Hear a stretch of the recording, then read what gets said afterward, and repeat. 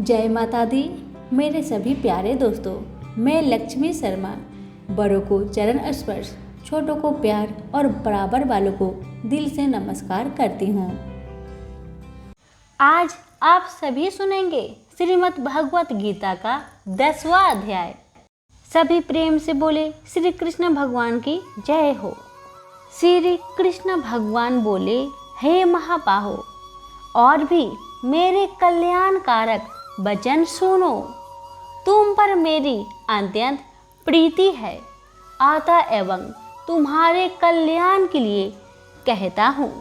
मेरी उत्पत्ति का हाल ना तो देवता ही जानते हैं और ना महर्षि लोग।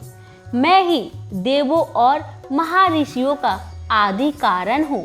जो मुझे अनजन्मा, अनादि और सब लोकों का ईश्वर मानते हैं, वे सब मोह रहित है। उनके पाप नष्ट हो जाते हैं।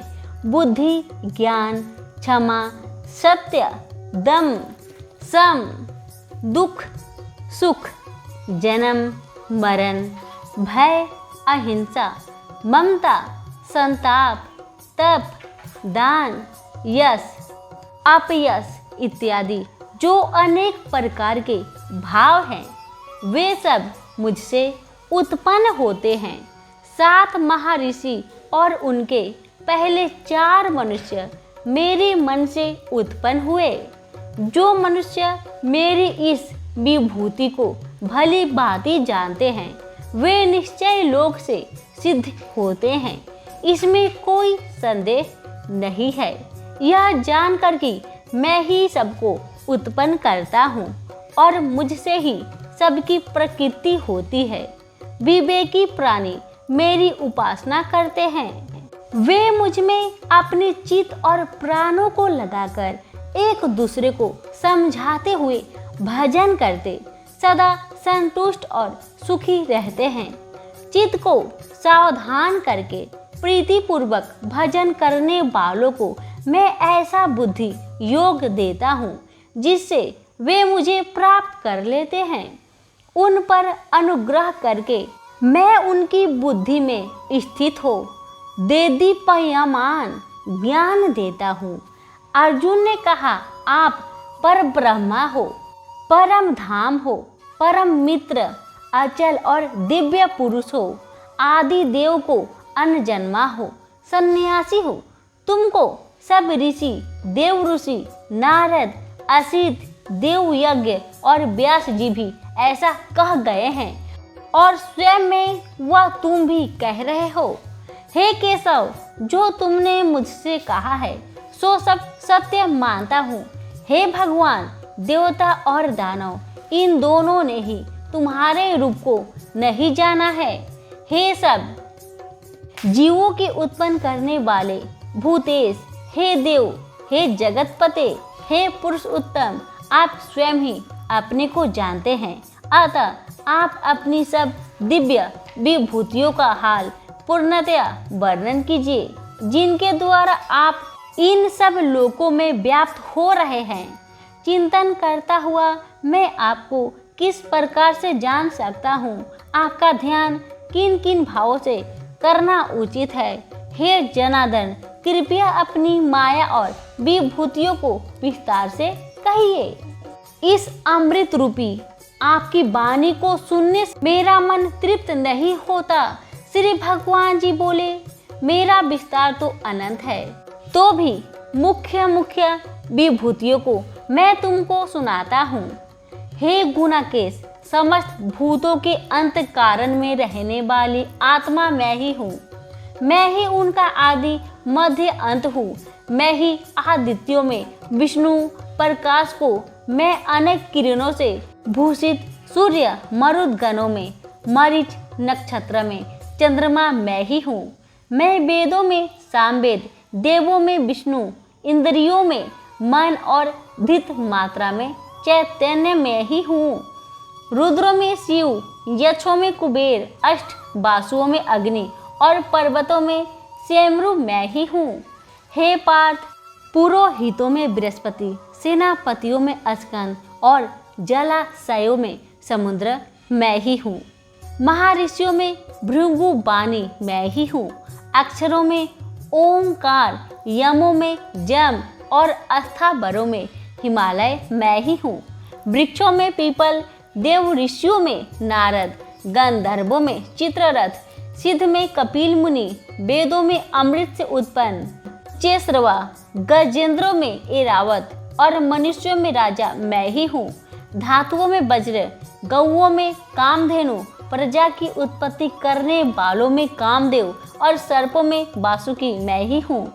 नागों में शेषनाग, जलचरों में वरुण, पितरों में आर्यमा और शासन करने वाले में यमराज मैं ही हूँ।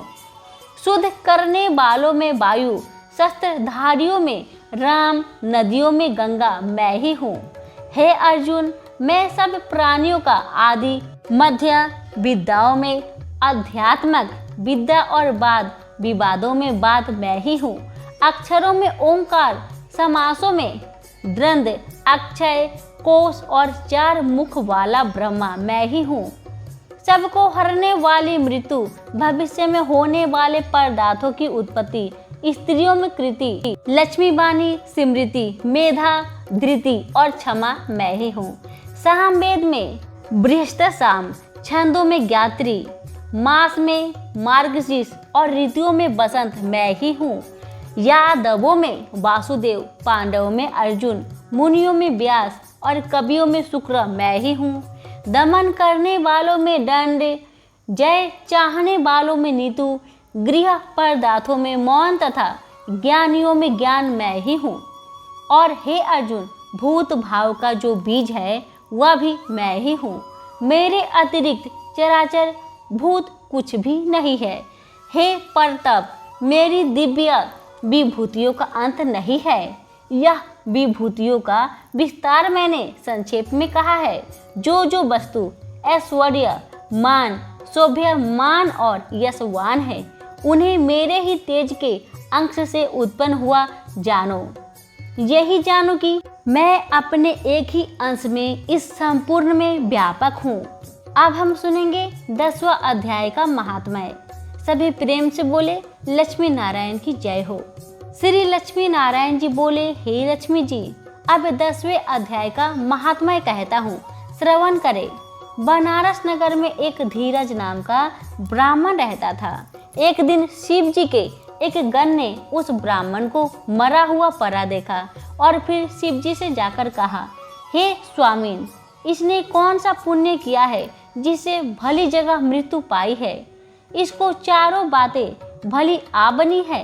एक बनारस क्षेत्र, गंगा जी का स्नान, संतों तथा काशी विश्वनाथ जी का दर्शन, अन्न का छोड़ना एकादशी के दिन। हे स्वामीन, इसने ऐसा कौन सा पुण्य किया था जिससे इसको यह गति प्राप्त हुई है। शिव जी बोले, हे गण, एक दिन यह ब्राह्मण विश्वेश्वर महादेव जी के दर्शन को जा रहा था। मार्ग में धूप की गर्मी के कारण इसका दम घुटने लगा और चक्कर खाकर मंदिर के निकट गिर पड़ा। इतने में श्रृंगरो नाम का गण आया। देखा तो ब्राह्मण मूर्छित पड़ा है। उसने जाकर शिव जी से कहा, हे भगवान, एक ब्राह्मण आपके दर्शन को आया था, वह मूर्छित पड़ा है। शिव जी बोले, हे श्रृंगरो, इसके पिछले जन्म की कथा मैं कहता हूँ, सुनो। एक समय कैलाश पर्वत पर पार्वती और हम बैठे हुए थे। एक हंस मेरे दर्शन को आया। वह हंस ब्रह्मा का वाहन था। ब्रह्मा लोक से मनसरोवर को जाता था। उस सरोवर में सुंदर कमल के फूल थे। वह हंस एक कमल को लागने लगा।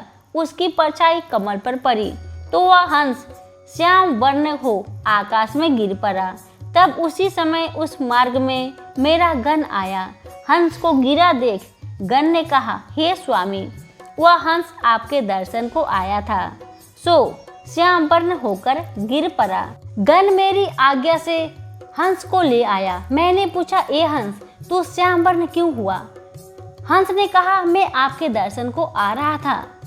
मान सरोवर में कमल के फूल खिले हुए थे, उनको लांग कर आया। उससे मेरी देह श्याम वर्ण हो गई और मैं आकाश से गिर पड़ा। कारण मैं नहीं जानता। यह सुन शिव जी हंसे। तब आकाशवाणी हुई कि हे शंभु जी, कमलनी से पूछो वह कहेगी। कमलनी ने कहा, मैं पूर्व जन्म में पद्मावती नामक अप्सरा थी। उस समय एक ब्राह्मण गंगा किनारे स्नान कर गीता जी के 10वें अध्याय का पाठ किया करता था। एक दिन इंद्र का सिंहासन हिला। तब इंद्र ने मुझे आज्ञा दी कि तू जाकर उस ब्राह्मण की तपस्या भंग कर। आज्ञा पाकर मैं उस ब्रीफ के पास गई।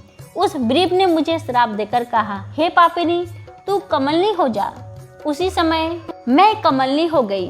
तभी से मैं गीता जी के 10वें अध्याय का पाठ करती हूँ। उसी से मेरा यह तेज है कि मुझको लांघने वाला काला होकर अचेत हो जाता है। हंस ने पूछा कि मेरा यह श्याम वर्ण कैसे श्वेत होंगे और तू इस कमल देह से छूटकर कैसे देवदेही पाए। तब कमलनी बोली, जब कोई गीता जी के 10वें अध्याय का पाठ सुनाएगा तब उद्धार होगा। तब एक ब्राह्मण ने सरोवर में स्नान कर गीता जी के 10वें अध्याय का पाठ किया और उसे हंस और कमलनी ने सुना। तब उनका उद्धार हुआ। सभी बोले, लक्ष्मी नारायण की जय हो। धन्यवाद।